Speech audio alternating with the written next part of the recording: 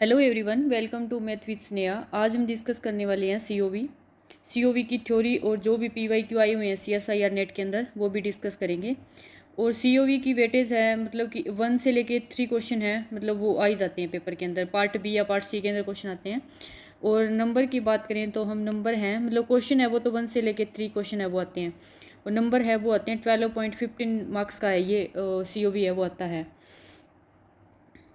Part B और part C के अंदर। और आज हम डिस्कस करने वाले हैं, पहले थ्योरी थोड़ी देख लेते हैं, उसके बाद में जो भी पीवाईक्यू आई है सीएसआईआर नेट के अंदर वो भी डिस्कस करेंगे। चलो देखते हैं क्या है।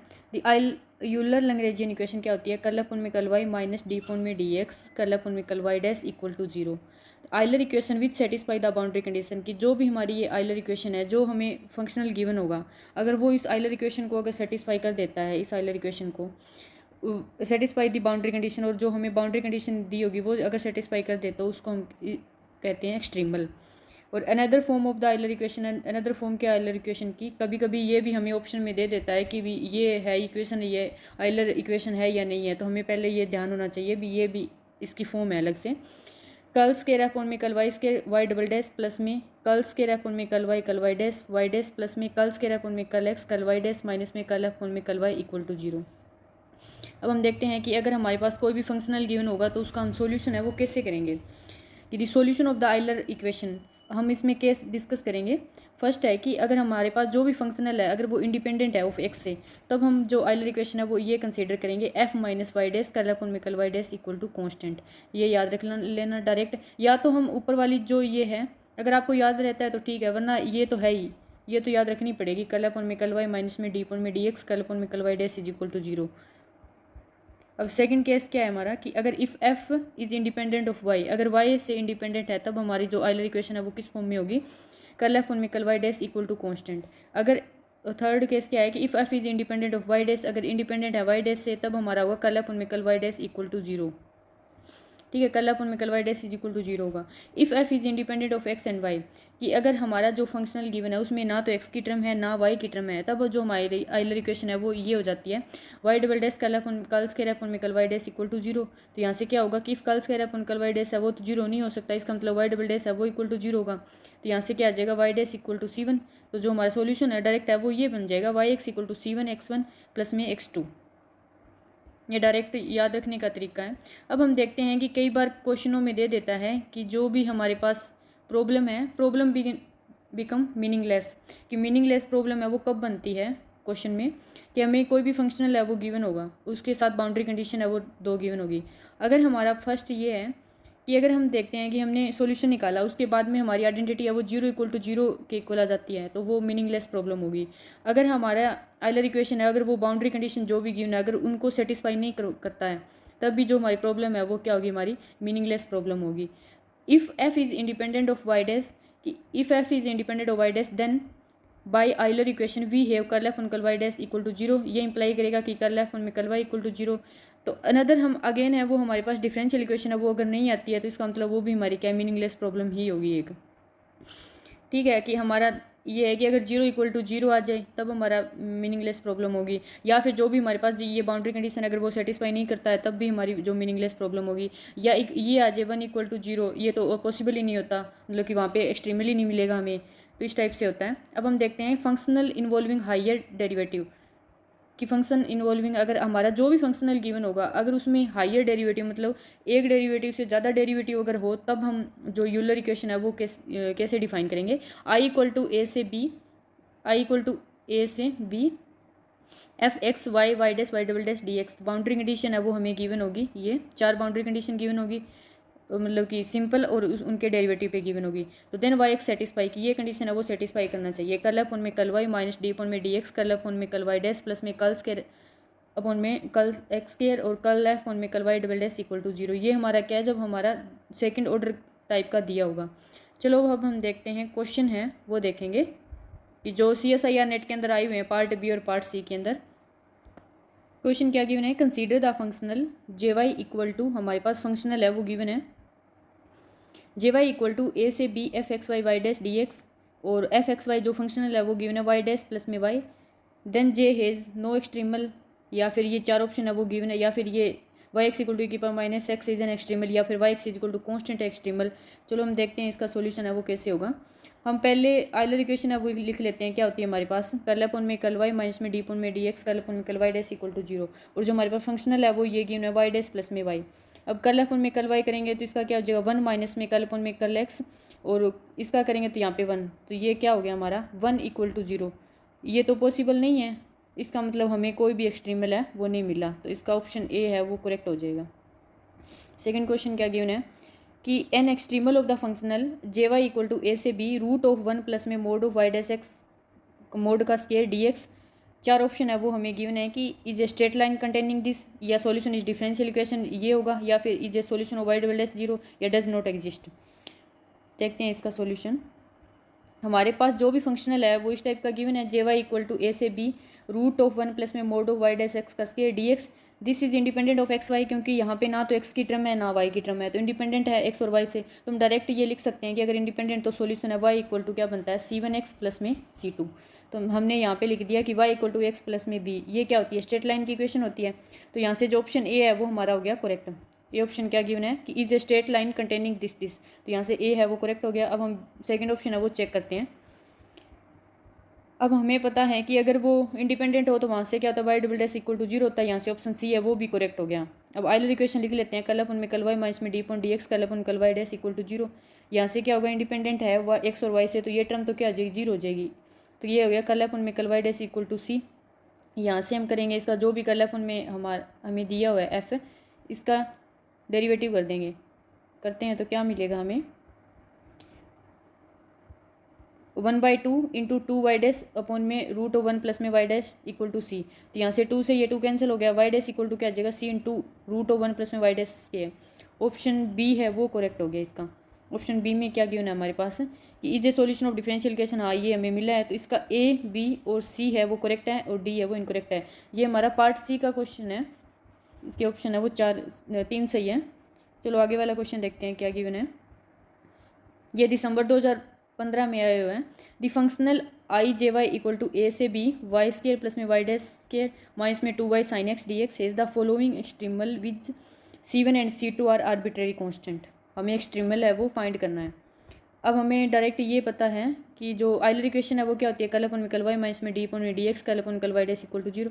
अब सारी वैल्यू जो ये एफ है इसका हम विद रिस्पेक्ट टू पहले वाई करेंगे और फिर with respect to Y dash करके इसमें इस इक्वेशन में पुट कर देंगे। तो हमारे पास यहाँ पे क्या मिलेगा 2y माइनस में 2 साइन एक्स माइनस में D upon d x 2y dash equal to zero. यहाँ पे 2 सारे में कैंसिल हो जाएगा, y माइनस में साइन एक्स माइनस में y double dash equal to zero. तो y double dash minus y equal to क्या आ जाए हमारे पास साइन माइनस साइन एक्स आ गया। अभी ये क्या आ गया हमारे पास the solution of y x से सी ए प्लस पी ए हमें निकालना पड़ेगा। सी एफ निकाल लेंगे तो सी एफ क्या निकलेगा यहाँ से D square minus 1 equal to zero. तो डी इक्वल टू क्या आ जाएगा हमारे पास प्लस माइनस 1 आ जाएगा। तो यहाँ पे क्या बनेगा ये C1 सी एफ हमारा बन जाएगा C1 ई की पावर एक्स प्लस में C2 ई की पावर एक्स। पी ए निकालने के लिए क्या होगा 1 D square minus 1 minus sine x. अब हम इसमें पुट करेंगे तो यहाँ से हमारे पास जो पी आई है वो मिलेगा 1/2 साइन एक्स।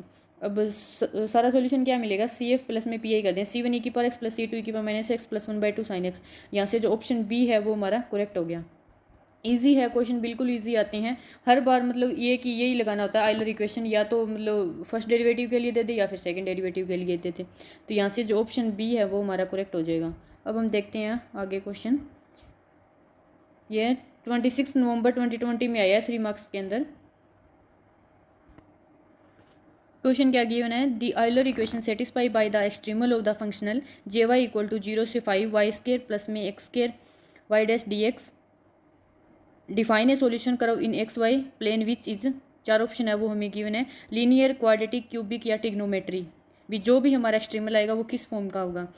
हम पहले आइलर इक्वेशन है वो अप्लाई कर देंगे, कर्ल एफ में कर्ल वाई माइनस में D point D X, curl F curl Y dash equal to 0।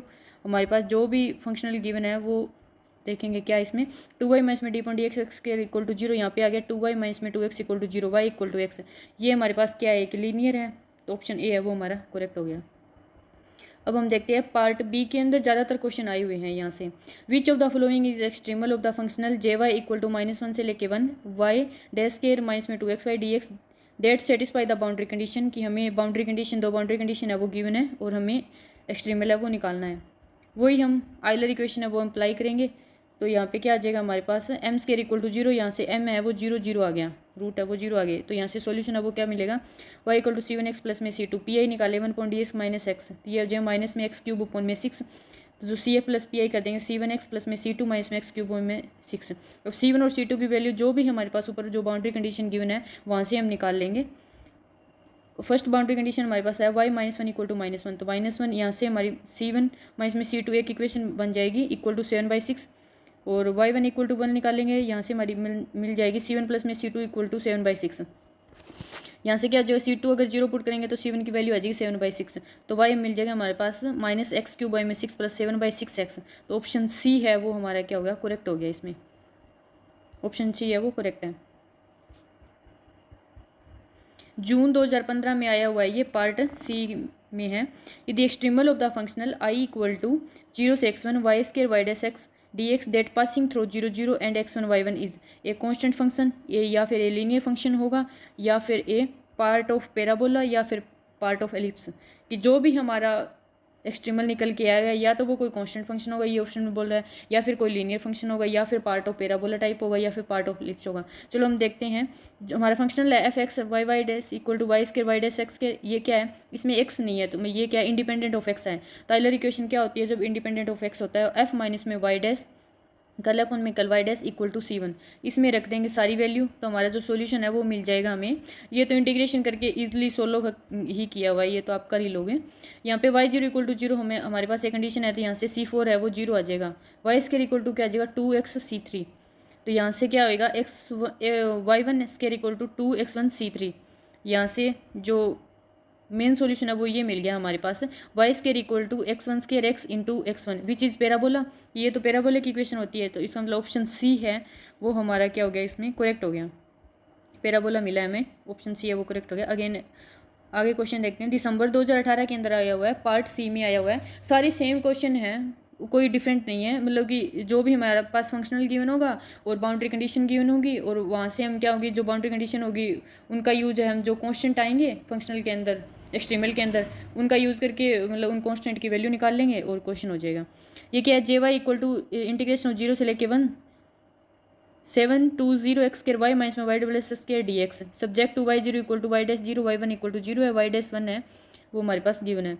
अब हम इसका सॉल्यूशन देखते हैं वही। अब इसमें जो भी हमारा दिया हुआ है, क्या इसमें डबल डेरिवेटिव है, तो हम क्या करेंगे, जो सेकंड ऑर्डर की आइलर इक्वेशन होती है वो अप्लाई कर देंगे। कल अपन में कल y माइनस में d/dx, कल अपन कल y डैश प्लस में d² अपन में कल dx², कल अपन में कल y डबल डैश। यहाँ पे जो फंक्शनल ये गिवन है, इसमें हम इस इक्वेशन में ये सारी वैल्यू है वो पुट कर देंगे, इसका डेरिवेटिव करके करेंगे, तो इसके बाद में जो हमारा y(x) है वो ये मिल जाएगा x⁻6 प्लस में C1x³ में 6 प्लस C2x² में 2 प्लस में C3x प्लस C4। अब C1 C2 C3 C4 है, ये हम निकालेंगे जो हमारे पास बाउंड्री कंडीशन गिवन है वहाँ से। y0 इक्वल टू 0, तो यहाँ से C4 है वो 0 आ जाएगा, y डैश इक्वल टू 0, यहाँ से C3 है वो 0 आ गया। फिर हम C1 और C2 की वैल्यू निकाल लेंगे, C1 C2 की वैल्यू जो दो बाकी और बची है बाउंड्री कंडीशन वहाँ से निकाल लेंगे। C1 प्लस में 3 C2 इक्वल टू -6, और ये एक मिल जाएगी हमारे पास C1 प्लस में 2 C2 इक्वल टू 0। इन दोनों इक्वेशन को सोल्व करेंगे तो यहाँ पे हमारे पास C1 की वैल्यू मिल जाएगी 12 और C2 की वैल्यू मिल जाएगी -6। ये C1 C2 C3 C4 है, ये ऊपर जो हमारी आई है उसमें पुट कर देंगे, तो वहाँ पे हमारा मिल जाएगा एक्सट्रीमल है y(x) equal to x³ plus में 2x³ माइनस में 3x²। तो ऑप्शन ए है वो हमारा क्या हो गया, करेक्ट हो गया। इसका ऑप्शन ए है वो करेक्ट है। ये लास्ट क्वेश्चन है, दिसंबर 2019 में आया हुआ है पार्ट सी के अंदर ही, कि let y equal to y(x) be the extremize function for the functional y equal to 0 से लेके 1 d² dx² का होल स्क्वायर माइनस में 2y dx, और हमें दो बाउंड्री कंडीशन है वो गिवन है, तब हमें बताना है। अब ये भी हमारे पास सेकंड ऑर्डर की दी हुई टाइलर इक्वेशन सेकंड ऑर्डर की हम अप्लाई कर देंगे। कल अपन कल y माइनस में d/dx, कल अपन कल y डैश माइनस में d² अपन में dx², कल अपन में curl y double dash equal to 0।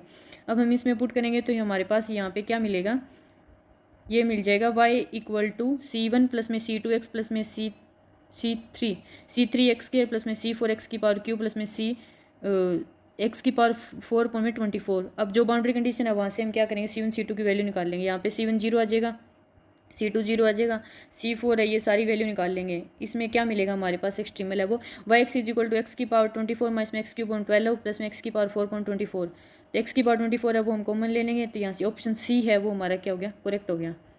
Option C है वो इसका करेक्ट है। अगर आपको वीडियो पसंद आई हो तो लाइक शेयर एंड सब्सक्राइब ज़रूर कीजिए।